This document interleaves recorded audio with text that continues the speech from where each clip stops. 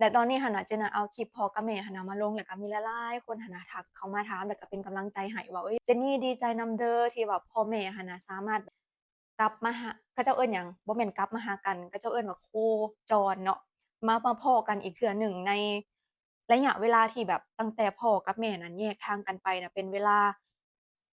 ล่าสุดที่พ่อกับแม่ได้มาพ้อกันก็คืออันตอนรับปริญญาเจนเนาะตอนมื้อรับปริญญาหั้นน่ะเป็นเวลา23ปีได้ เป็นเวลา23ปีที่พ่อกับแม่น่ะบ่ได้พ้อกันแล้วบัดนี้หั้นน่ะก็เจ๊งก็ดีใจได้ที่ได้แบบได้เห็นพ่อแม่ได้มาหากันนั่นน่ะสิ่งที่เจ๊งตั้งใจเฮียนเลยก็คือนี่แหละอยากให้พ่อกับแม่น่ะมาพ้อกันอีกเทื่อหนึ่งและอยากให้สิ่งที่แบบเขาเจ้าแยกทางกันน่ะเป็นแบบใดหั้นน่ะเจ๊งน่ะบ่ฮู้เพราะแม่ก็บ่ได้ค่อยได้เล่าแบบรายละเอียดให้ฟังหั้นนะก็บ่ฮู้แล้วก็เจ๊งก็บ่อยากถามเพราะว่าบางอย่างหั้นนะเราก็บ่อยากบอกแม่นบ่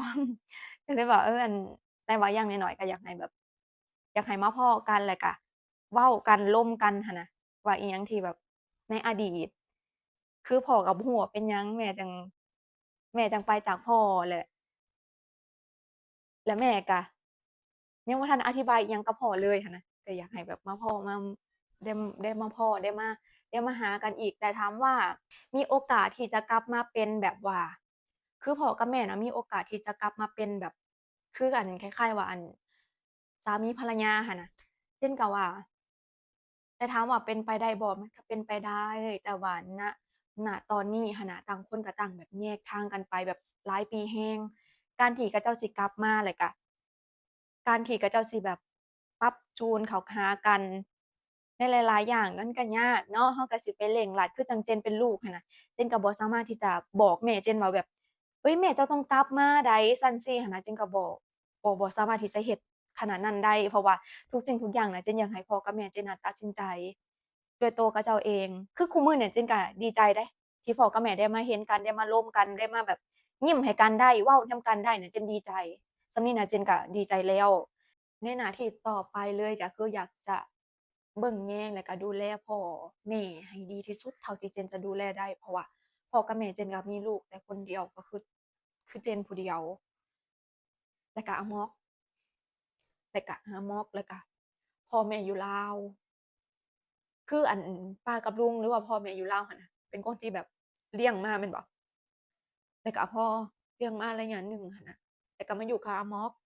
แล้วก็มาอยู่กับอาม็อกอาม็อกก็เลี้ยงคือจั่งฮักแพงคือจั่งลูกเราอีหลีหั้นน่ะแล้วก็ฮักก็แพงจังน่ะตั้งแต่มาอยู่นำเลาน่ะแบบรู้สึกว่าอุ๊ยเราก็แพงหั้นน่ะแพงบ่ว่าสิไปไสไปหั้นไปนี่อยากหยังซื้อมาให้กิน แต่บัดนี้นั่นคือพ่อกับแม่อะน่ะเนาะคืออันพ่อกับแม่แท้ๆเจนอะนะเพิ่นก็เป็นคนให้กำเนิดแล้วก็บ่มีไผที่อยากจากลูกเจนเชื่อเลยบ่มีไผที่อยากจากลูกคันบ่เราต้องแบบคือเจนก็เข้าใจแม่เดะต้องดิ้นรนหั้นน่ะต้องดิ้นรนต้องมาหาเงินเพื่อที่จะส่งให้ลูกเรียนแม่เคยเว้ากับเจนว่าอันถ้าเกิดว่าแม่บ่มามื้อนั้นบ่มาหาเงินอยู่ไทยหั้นน่ะแล้วเราสิเอาหยังแบบ แม่สิเอาเงินไดไสมาเลี้ยงลูกเราอะแม่จะเอาเงินมาไสมาเลี้ยงลูกและเราคันเราอยู่นำกันอยู่พู้นเราสิกินหยังจังซี้น่ะเราสิกินหยังอยู่จั่งใดซี้น่ะเจนก็แบบบางเทื่อเจนก็น้อยใจว่าเป็นหยังแม่ถึงแบบปะเจนอยู่กับคนอื่นแต่อีกมุมหนึ่งน่ะเจนก็เข้าใจแม่นะว่าถ้าเราอยู่นำกันแบบกัดก้อนเกลือกินมีหยังก็กินเราอาจจะแบบอาจสิเป็นอีกแบบหนึ่งอาจสิบ่ได้เรียนแบบซี้น่ะอาจสิทุกข์ยากไปอีกแบบหนึ่งแต่นี่นะคือแบบแม่ตัดสินใจ ฝากเตียนน่ะอยู่กับป้ากับลุงให้เพิ่นเลี้ยงแล้วแต่กี้น่ะฝากอยู่กับพ่อใหญ่กับแม่ใหญ่เนาะแต่ว่าป้ากับลุงน่ะเพิ่นยังบ่ทันได้มีลูกตอนนั้นน่ะเพิ่นก็เลยเอาเจนน่ะไปเลี้ยงแต่บัดนี้ก็เลยไปได้ไปอยู่กับป้ากับลุงเลยในมุมของแม่ก็บอกว่าเฮ้ยอั่นถ้าเกิดว่าแม่บ่ได้อั่นปะเจ้าอยู่กับพ่อใหญ่แม่ใหญ่ในมื้อนั้นหั้นน่ะคันแม่บ่มาหาเงินน่ะเราก็บ่ฮู้ว่าเราจะเอาแม่สิเอาเงินไดไสส่งเจ้าเรียนจังซี้น่ะคือเรารู้สึกว่ามันก็แบบ แต่ทุกอย่างที่เขาเจ้าตัดสินใจไปนะ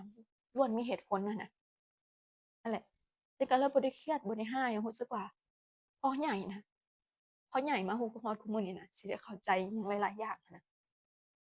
ก็จะได้สุขสตาที่แบบเป็นหยังเราคือบ่ได้อยู่นำพ่อนำแม่ซี้ตั้งแต่ยังน้อยๆแล้วคุมื้อนี้ก็แบบดีขึ้นหลายแล้วรู้สึกว่ามีความสุขกับการใช้ชีวิตณปัจจุบันหลายบ่ว่าจะเป็นพ่อบ่ว่าจะเป็นแม่แล้วก็ตัวฉันเอง ทุกคนรอบข้างทุกคนก็มีความสุขจังซี้นะก็เพียงพอแล้วเนาะ